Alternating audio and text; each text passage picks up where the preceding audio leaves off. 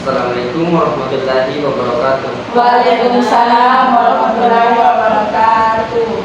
Oke, baik adik sekalian, terima kasih atas kehadiran kalian di bimbingan kelompok pada hari ini. Saya aspirasi kedatangan kalian untuk datang ke bimbingan kelompok pada hari ini. Nah, adapun tema yang kita bicarakan pada hari ini yaitu tentang merencanakan karir masa depan. Kan kalian di sini sudah modulnya tanya sekalian kapan berapa bulan masuk di sekolah ini? Di 4 ya? 4. Karena 1 bulan. Oke, alangkah lebih baiknya mungkin kita bersama-sama membaca doa terlebih dahulu supaya apa yang kita lakukan pada hari ini diridhoi oleh Allah Subhanahu wa Ta'ala. Mungkin Putri bisa mengikuti doanya. Sebelum kita mulai bimbingan kali ini, anak baiknya kita berdoa dengan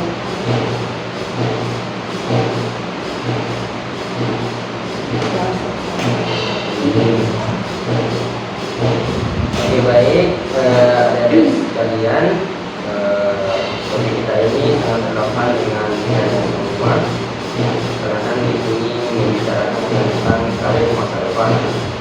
Maka bertanya kepada kalian semua, apakah kalian sudah merencanakan itu? sudah. Mungkin kita sebelum terlebih dahulu ya adik-adik. Semua yang happy, senang, mengucapkan syukur. Nah, kemarin mungkin sedikitnya tuh 1, 2, 3, 4, 5. Coba 1, 2, 3, 4,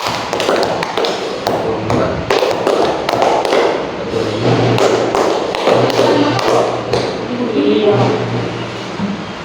Nah, kita silakan siap. Tepuk 1, tepuk 2, tepuk 3, tepuk 4, tepuk 5, tepuk 5 2 kali. Masih kurang kompak ya. Maksudnya 5 kali? 1, 2, 3, 4, 5, 1, 2, 3, 4, 5. Ya, kita ulangi aja ya. Tepuk 1, tepuk 2, tepuk 3, tepuk 4, tepuk 5, 3 kali tepuk 5.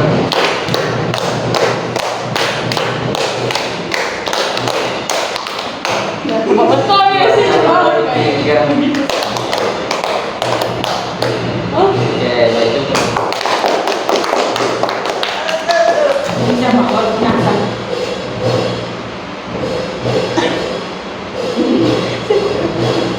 Oke, baik. Di sini sebelum kita melanjutkan ke tahap penjelasan tentang materi yang kita bahas pada hari ini, saya akan menjelaskan tentang asas dalam bimbingan kelompok. Di sini ada 6 poin yang saya rangkum. Yang pertama ada asas ketertiban. Nah, anggota kelompok diharapkan bersikap terbuka dalam berbagai pengalaman dan perasaan untuk menciptakan kepercayaan. Yang dimana adik-adik sekalian ini harus terbuka ya. Maksudnya terbuka apa? Ya, yang mau kalian ungkapkan silakan. Yang kira berat untuk ungkapkan, karena di sini tidak ada yang salah. Nah, yang kedua ada asas partisipasi. Nah, semua anggota harus aktif berpartisipasi dalam diskusi dan kegiatan sehingga setiap suara dengar. Nah, yang dimana adik sekalian ini kalian semua harus aktif ya. Kalau kalian mau ketawa mau apa supaya di dalam bimbingan kelompok ini terasa aktif dan semuanya akan mendengar. Tidak ada yang tertutup. Yang ketiga ketiga ada namanya asas kesetaraan. Setiap anggota memiliki hak yang sama dalam berkontribusi tanpa ada yang merasa lebih superior. Nah, yang keempat ada namanya asas empati. Anggota diajak untuk saling memahami dan merasakan apa yang dialami oleh orang lain. Ini membangun hubungan yang emosional, di mana di sini di bidang kelompok ini kalian juga harus tanamkan jiwa empati kalian supaya apa yang dirasakan oleh teman kalian juga bisa rasakan. Itu namanya sikap empati. Nah, ada berikutnya ada atas keadilan. Informasi yang dibagikan dalam kelompok harus dijaga berasalnya untuk menciptakan rasa aman. Yang dimana setelah kalian berdua tak dalam kelompok ini, kalian harus menjaga kerahasiaan apa yang saja diungkapkan oleh teman kalian. Karena untuk menjaga kebersamaan bersama, nanti ada yang menjadikan tujuan. Nah, yang berikutnya ada namanya asas tujuan bersama. Nah, kelompok harus memiliki tujuan yang jelas dan terarah yang disepakati oleh semua anggota. Nah, kan pada hari ini kita akan membahas tentang perencanaan karya masa depan. Apakah kalian setuju? Bersama-sama kita akan membahasnya. Baik. Oke, baik, adik sekalian, kita masuk ke tahap penjelasan materi. Semoga adik sekalian tidak bosan mendengarkan kakak menjelaskan tentang perencanaan karir masa depan. Nah, masa depan seperti apa yang kita inginkan 5 tahun lagi, kita ingin jadi apa? Nah, hal ini dapat menjawab tentang karir apa yang akan kita geluti nantinya. Pertanyaan sederhana, tetapi seringkali kita sulit menjawabnya. Mungkin kita perlu memikirkan karena bagi kita hidup yang dijalani saja apa adanya. Namun bagi kita hidup yang kita inginkan. Nah, pertanyaan kepada kalian semua, apakah kalian sudah merencanakan karir kalian? Sudah. Mungkin bisa disebutkan apa saja karir kalian yang ingin kalian capai.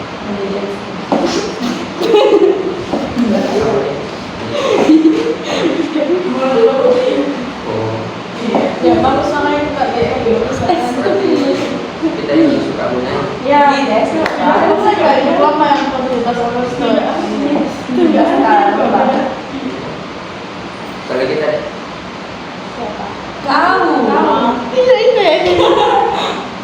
Apa sih yang mau jadi? kuliah atau apa? Kalau kuliah, terus kalau misalkan kuliah nanti kan kamu psikolog, jadi mau kalah di profesi. Nah, begitu sebelumnya. Udah tahu Kak? Sek. Sama kamu sek itu. Udah fakultas kalau ini. Udah tahu sekali kita. Kalau kita Saya mau Kak di Keraenstat, kedinasan energi keuangan negara. Lengkap jelas. berarti akuntansi. Kalau ada akuntansi, biasa ya manajemen. Kalau kita Makasih. Olahraga. Politik. Ada politiknya polisi. mau jadi polisi. Enggak jadi penyelidiknya. Udah kita sama semua partai. Ya tahu kan ya. Oh, jadi MC itu. Oh iya, nanti dia dulu udah. Jadi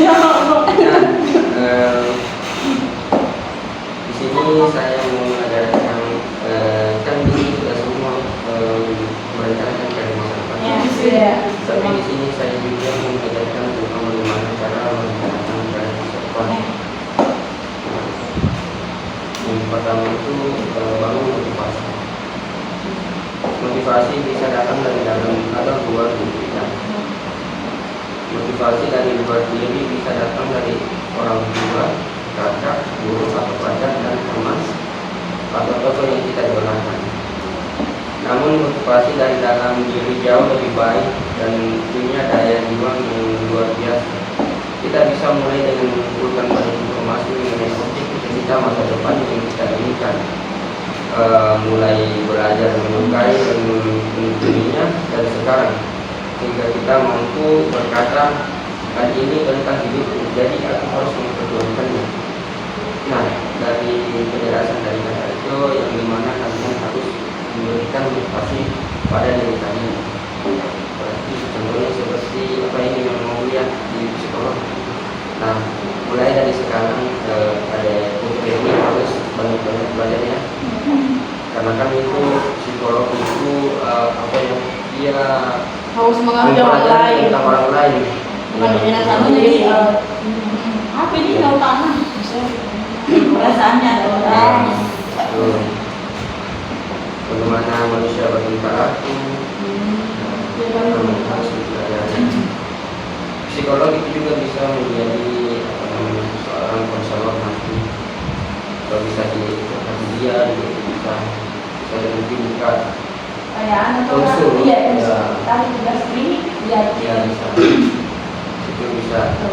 Kalau ada orang yang baru memutuskan pacarnya bisa. Nah, jadi kan Jangan sampai orang suami ada istri juga ya gitu.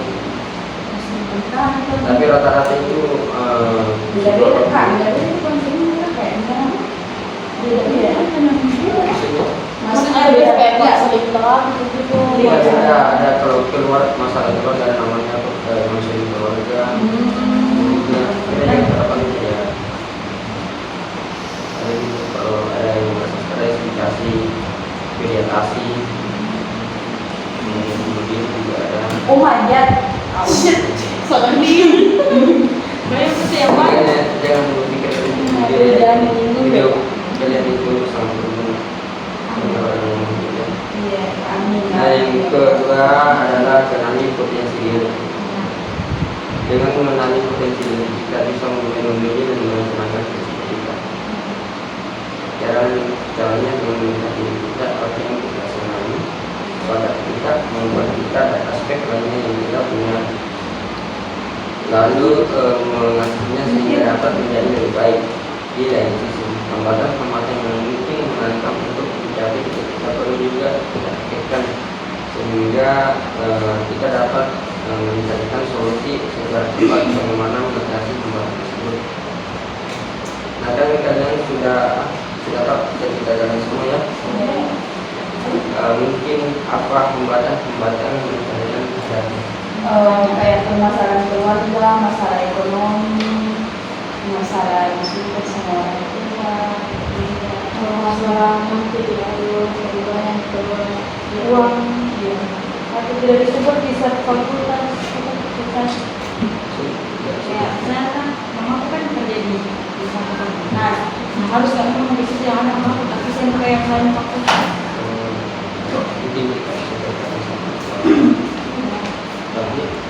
Begitu kita bicarakan di sini ada yang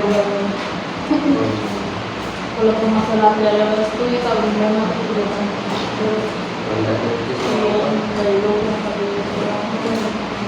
Kan kita mau dijawab tadi. Wah, saya teman dibagi itu. ada teman yang kayak selalu curhat tuh. Makanya itu perlunya adanya namanya pendekatan sama orang tua. Wah, sering bantah-bantah sama orang tua. Tidak dekat kita sama orang tua atau apa namanya. Tentang yang aku sudah ada gitu, padahal dia sering Nasihat juga kebenaran. Saya juga sebenarnya dari tidak mau dia juga. Saya juga ditekan ke orang tua sendiri. Tapi itu saya tidak berpikir bahwa apa ya. Aku lihat ya dulu kan. Ya, saya bawa santai-santai saya dulu.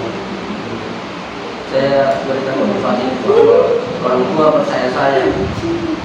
Kan kita tadi cuma bilang apa? Banyak yang kayak di keluar. Kita ganti pikiran ini. Jadi berpikiran seperti itu. Ya, belum terjadi nanti Ya, jangan berpikir apa yang belum terjadi. kalau terjadi yang harus makan Karena yang kalau kita pikir itu namanya kecemasan kan. Kalau cemas itu pasti akan terus. Nanti lupa kalau sebulan sebelumnya kan pada tahun dia memang Siapkan diri dulu. Nah, ada sekalian sudah kenali potensi diri kami. Terlalu belum. Sudah saya? Ih, diam. Kita suka apa? Kayak suka menyanyi. Oh iya, saya. Kamu nggak mau nyanyi? Minat tak dia apa kayak minat apa suka di apa? Saya suka di benda. Aku di benda. Dia suka pintar. Apa yang baru kesukaan begitu? Oh, banget kesukaan buku. Membaca ya. Iya, kalau saya berasa kamu. Lagi deh. Kenapa dan dia? Harus seperti Suka masuk tidak ya? Ada siapa yang saya baca buku bani. Oh. Nah, itu ya Andika. Biasa anak orang. Tidak ada apa dari teman-teman itu kok tidak tahu क्या potensinya ini anak tidak dimasak. kan dia mau kuliah tuh. Iya. Mau katanya kepada kalian aktif di kayak sosialnya. Aktif. Lumayan. Oh, kayak Nabi Anda. Seperti sekarang gitu. Aktif. Kan kalau Enggak, mau jadi apa? suka jadi psikologi ya karena suka jadi arsitek. Sosialnya itu harus bagus. Suka suka tuh bangunnya tadi juga Ini tidak ada. Iya, dekat dulu. Saya mulai belajar ini. bagus lah memotivasi. Kalau kita mau jadi SDM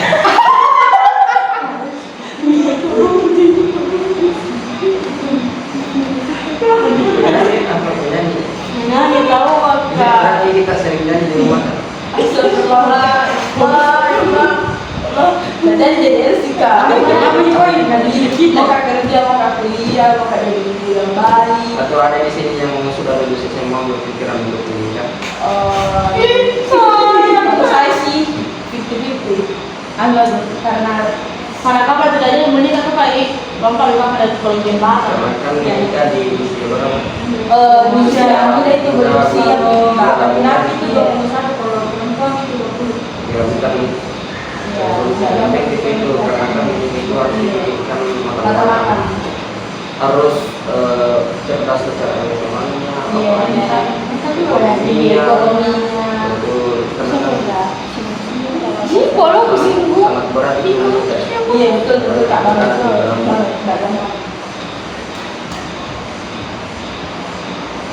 Nah,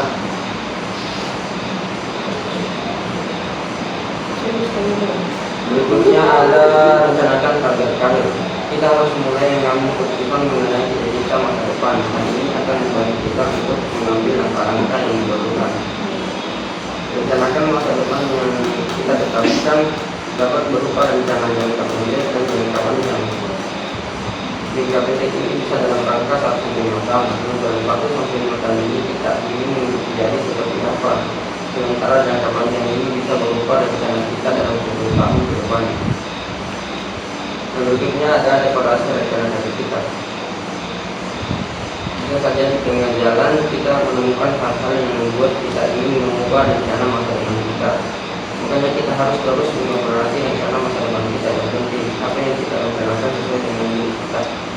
Memberikan dampak positif dan memungkinkan untuk kita capai. Jadi memiliki cita-cita masa depan sangat penting, apalagi yang penting di dunia yang dapat. Nah, yang tadi saya jelaskan itu dimana kita harus mengevaluasi perencanaan karir kita. Dari mana saya dulu deh, saya dulu itu tidak mau jadi guru. Saya itu cuma mau kerja di kantoran, kan kantoran itu orang namanya adalah sosial. Ya betul. Tapi tiba-tiba karir saya dengan berganti menjadi seorang guru. Makanya dari itu supaya ada hubungan di masa depan, kalian harus rajin-rajin mengevaluasi rencana karir Anda apakah sesuai dengan minat kalian. Nah, di sini saya akan mengajarkan kalian tentang menentukan pekerjaan sesuai dengan tipe minat seseorang. Nah, minat pada ide. Apakah Anda termasuk orang yang minat pada ide, yang dimana minat pada ide ini orang yang suka berpikir kreatif. Ini yang dimaksud dengan minat pada idenya. Kreatif, orang yang pintar.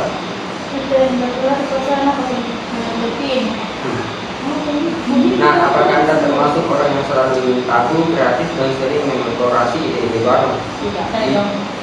Jika iya, maka bidang pekerjaan yang cocok untuk Anda adalah yang melibatkan penulisan, pengembangan pengetahuan, pembuatan, atau bidang artistik, profesi yang cocok untuk kita melihat pada ide. Yang dimana ini orang-orang yang minat pada idenya ini kan orang-orang yang kreatif, orang-orang yang cerdas.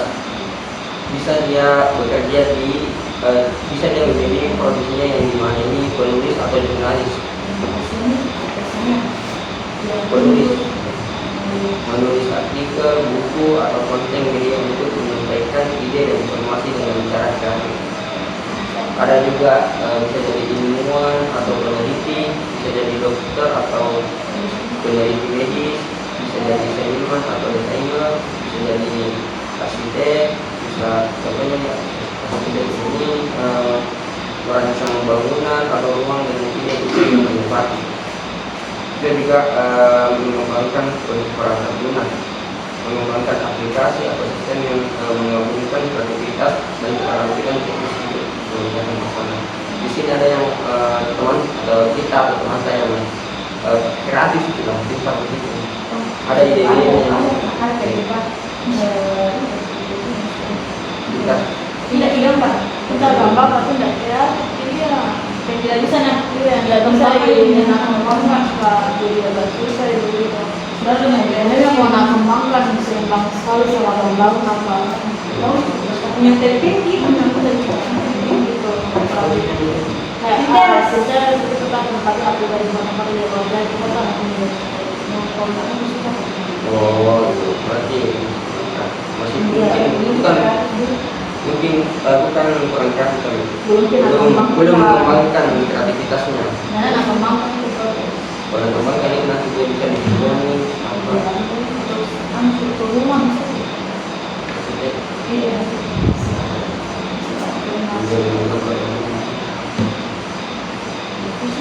Nah, ada juga namanya minat pada orang.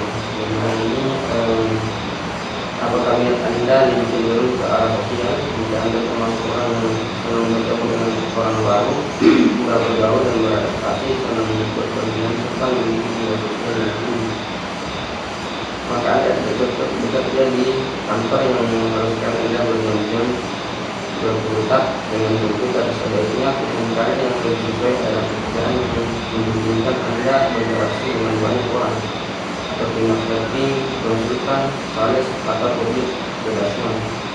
Di sini ada yang suka tapi tergantung. Suka aku bersosialisasi. Ya, bersosialisasi. Kayak ada orang baru gampang di frekuensi. Iya, tidak terlalu. Tidak Gampang kakak sama orang. Kalau kita introversi, Berarti bisa ya lagi. Kamu sering bunyi, kamu sekarang ada nggak bisa di rumah Nah, tipe minat pada orang ini bisa ada profesi yang cocok untuk minat pada orang ini, tapi ini yang saya berikan ini yang tepat ini cuma saya yang tulis pada seperti marketing, ya, konsultan, seperti memberikan nasihat profesional kepada individu atau perusahaan untuk membantu mereka menyelesaikan masalah atau meningkatkan kinerja. Bisa jadi sales, penjual produk, atau layanan berinteraksi langsung dengan pelanggan. Public relation, membangun dan menjaga citra positif perusahaan atau individu dengan berkomunikasi dengan media, klien, dan masyarakat. Ada event organizer, merencanakan dan menganalisis acara, bertemu dengan berbagai klien, vendor, dan peserta. Ada pekerjaan sosial, membantu individu atau kelompok yang membutuhkan dukungan, memberikan layanan sosial dan emosional seperti psikolog. Nah, ada pelatih atau motivasi. Nah, membimbing orang lain untuk mencapai juga sering berinteraksi dengan banyaknya orang.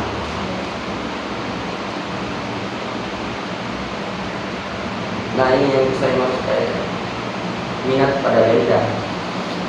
Nah, apakah Anda termasuk orang yang teratur, rapi, dan senang mengerjakan sesuatu dengan perencanaan yang matang, tetapi lebih memilih untuk tidak terlalu banyak bertemu dengan orang? Jika iya, maka pekerjaan di belakang meja akan sangat cocok untuk Anda.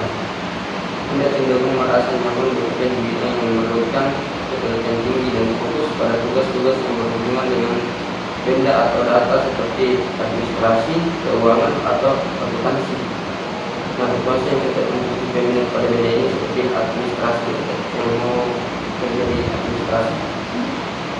Tapi kalau install lebih kepada yang akuntan Oh,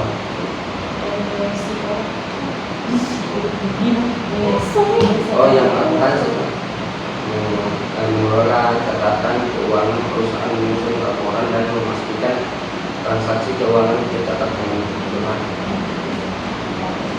Ada juga bisa juga cocok dengan pekerjaan keuangan atau analisis keuangan. Iya, yang keuangan. Ya, ada audit internal atau eksternal, memeriksa dan menilai laporan keuangan dan sistem kontrol internal untuk memastikan akurasi dan kepatuhan. Ada juga penyusunan data atau data entry, ada pengolahan inventaris, ada desainer grafis, ada teknisi atau mekanik, ada juga organisasi sistem. Oke, kita lanjut. Nah, berikutnya ada tipe realistis. Orang yang bertipe realistis ini cenderung memiliki keahlian dalam bekerja dengan mesin atau peralatan mekanik. Mereka lebih suka tugas yang bersifat praktis dan teknis serta tidak terlalu tertarik dengan aktivitas yang melibatkan interaksi sosial yang intens. Tipe realistis ini biasanya sangat praktis, mekanis, dan fokus pada solusi konkret. Jika Anda termasuk dalam tipe ini, pekerjaan itu adalah yang memungkinkan Anda bekerja dengan alat mesin atau sistem yang membutuhkan keterampilan. Khususnya ada yang tipe realistis di mana kalian suka dengan mesin atau ada. Berapa dia mau spesifik itu ya malah gitu karena ini Eskavator. Tapi kuning itu ya kalau ditimpa aku sama besinan nggak Kalau ada teman-teman kita yang suka dengan mesin atau motor, Tipan tipe realistis bisa ada profesi yang cocok untuk seperti itu, di mana ada mesin teknik, bisa jadi pilot, bisa teknisi mesin, ahli perawatan kendaraan, operator peralatan berat, desainer produk, ahli mekanika, bekerja konstruksi, juru masak pemotongan, penjaga keamanan mesin, juga bisa. Dari orang ini.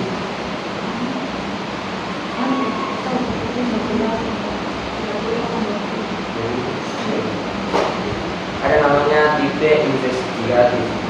Nah, apabila Anda termasuk orang yang pandai dalam memecahkan masalah dan lebih suka bekerja secara mandiri serta menghindari pekerjaan yang membutuhkan seorang sebagai pemimpin atau mempengaruhi orang lain, maka Anda termasuk dalam tipe investigatif. Orang dengan tipe ini cenderung presisi, analisis, dan intelektual. Mereka menikmati pekerjaan yang melibatkan penelitian, pemecahan masalah kompleks, serta pengenalan logis yang sistematis. Pekerjaan yang cocok bagi tipe investigasi ini adalah yang memiliki kemampuan berpikir kritis dan mendalam. Nah, ada yang profesi yang cocok tentang tipe investigasi ini yaitu seperti ahli kimia, berkognisi, psikiater. iya psikiater ini ada orang di balik ini ya kau sama surga Ada juga psikolog, ada ahli Iya. matematika, Di ada mana ahli kok? biologi, ada Iya. ahli fiskal, yang paling absurd kita ada peneliti medis, ada ahli sistem medis, ada informatika atau ahli teknologi. absurd kita Menurut termasuk itu investigasi anu Iya. Nah, berikutnya ada orang yang tipenya sosial, yang dimana dia suka berinteraksi sama manusia ya. Nah, orang dengan tipe sosial ini cenderung menyukai kegiatan yang melibatkan interaksi dengan banyak orang dan memiliki keinginan kuat untuk membantu orang lain. Mereka sering merasa puas ketika dapat memberikan dukungan, membimbing atau kontribusi dalam komunitas. Tipe sosial ini adalah kebalikan dari tipe realistis yang lebih fokus pada tugas teknis atau praktis. Jika realistis kali ini tipe ini pekerjaan yang melibatkan interaksi sosial ini dan membantu orang lain akan sangat besar. Profesi yang cocok untuk tipe sosial ini seperti guru, perawat, tenaga sosial, konsultan, psikolog atau terapis, ada juga menjadi petugas kesehatan masyarakat, ada yang layanan pelanggan, ada perawat atau motivator. Nah, setelah saya menjelaskan tentang bermacam minat seseorang, di sini saya mau tanya, apa minat kalian? Seperti tadi kan ada minat sosial dan orang ada realistis. Sosial dari bukannya sosial Betul, ini juga. Kan kalau minat sosial itu kenapa tidak menjadi? Apa alasannya kenapa tidak menjadi? Kalau dari guru itu tantangan membawa kalau orang SMA ada sekali terus mau kakak sama kelas news mulai gue Jadi guru itu harus sabar, harus mempunyai energi yang banyak. Kan kalau saya ini yang saya ini kan bisa dibilang benar bukan bagaimana energi ini cepat habis. Kalau habis energi itu di rumah terus menyendiri hidup kerja tidak cukup sekali bisa jadi guru. Tapi saya paksakan supaya saya semangat. Kalau kita paksakan kesulangannya lancar-lancar gitu. Alhamdulillah belum pernah saya mengalami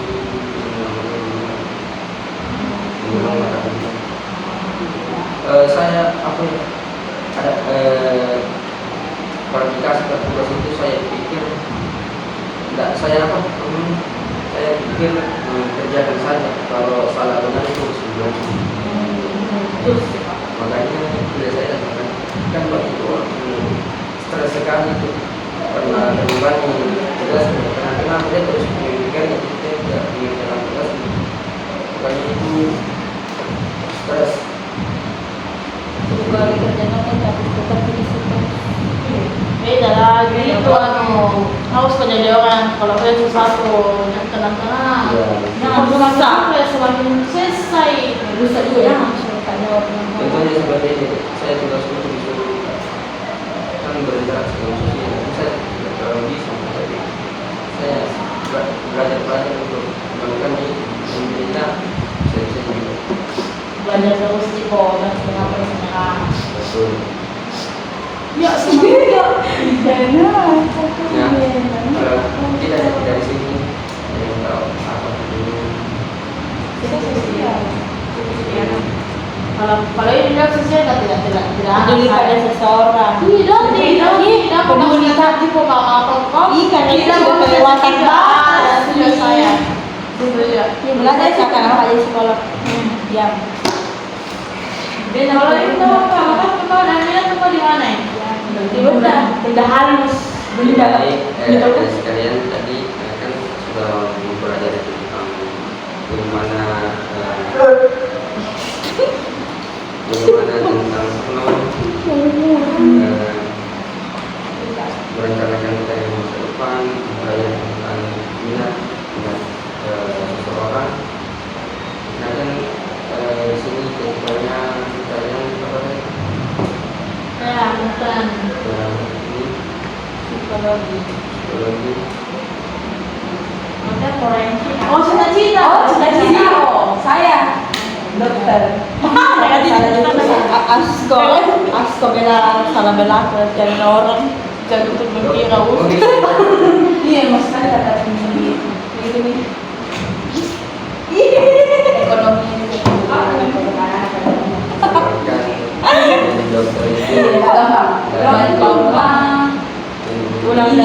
Yang pertama itu adalah kecerdasan, kedua itu keuangan. Mahal sekali sebenarnya kalau Iya betul, makanya juga begitu. Dan awal juga mau masuk ke rumah kok udah dulu. kalau perlu itu Kalau pulang saya di cocok juga tapi dia yang apa? dengan teknis Ini sama. Jangan paham. Dari klasik masih popak. Ada kalau mau ke klasik kak, kalau mau jadi sama di klasik. Apa ya? Klasik. Klasik. Paling klasik. Klasik. Ada berapa? Jadi kalau sama Kalau gak kaki, kalau gak kaki naik lagi apa?